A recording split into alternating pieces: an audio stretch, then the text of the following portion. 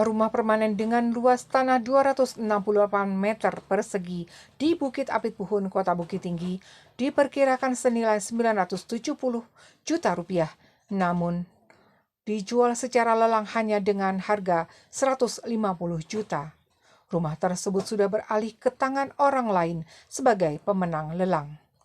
Pemilik rumah Elvia Gusti bersama suaminya Jan Hansen, 57 tahun, tidak dapat berbuat banyak ketika proses eksekusi pengosongan rumah di Jalan Kampuang Koto, RT 002 RW 004 Kelurahan Bukit Apit Puhun, Kecamatan Guguk Panjang itu berlangsung Senin sore 26 April 2021.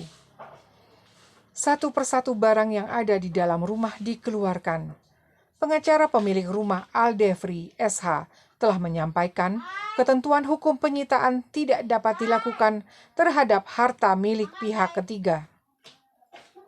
Hal itu kata Aldefri sebagaimana ketentuan pasal 196 ayat 6 HIR JO pasal 207 HIR JOM pasal 208 HIR berdasarkan buku 2 Mahkamah Agung pada halaman 145 disebutkan perlawanan pihak ketiga terhadap sita jaminan maupun sita eksekusi dapat diajukan berdasarkan ketentuan pasal 195 ayat 6 HIR JO pasal 206 ayat 6 RBG. Selain itu, sebut Aldefri, berdasarkan interpretasi jurisprudensi Mahkamah Agung RI nomor 476K /SIP/1974 tanggal 14 November 1974 yaitu sita jaminan tidak dapat dilakukan terhadap barang milik pihak ketiga. Bahkan Aldefri juga menyatakan sebagai tidak masuk akal jika rumah tersebut dilelang 150 juta. Sementara rumah di atas tanah seluas 268 meter persegi itu semestinya di kisaran 970 juta rupiah. Saya meminta untuk sementara agar mempertimbangkan eksekusi karena pada proses akad murabahah batal demi hukum lantaran didasari persekongkolan jahat penuh tipuan oleh terlawan satu atau pihak PT Permodalan Nasional Madani atau PNM Ulam Syariah Bukit Tinggi, ucapnya.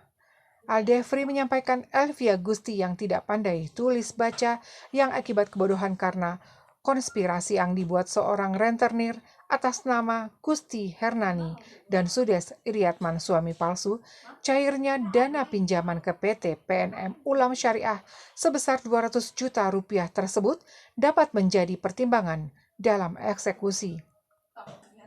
Panitera Pengadilan Agama atau PA Bukit Tinggi kelas 1B Suryati menyampaikan eksekusi tetap berlanjut. Jika memang ada temuan baru yang dinilai bahwa akad pembiayaan syariah sebelumnya tidak sah, silakan ajukan melalui pengadilan, ucapnya. Kini, rumah yang dibangun dengan penuh sejarah tentunya oleh Elvia Gusti dengan suami Jan Hansen sudah tidak dapat ditempatinya. Barang-barang di dalam rumah dikeluarkan dan dibawa ke rumah tetangga. Harapannya adanya keadilan karena rumah tersebut dilelang 150 juta, sementara rumah di atas tanah seluas 268 meter persegi itu semestinya di kisaran 970 juta rupiah.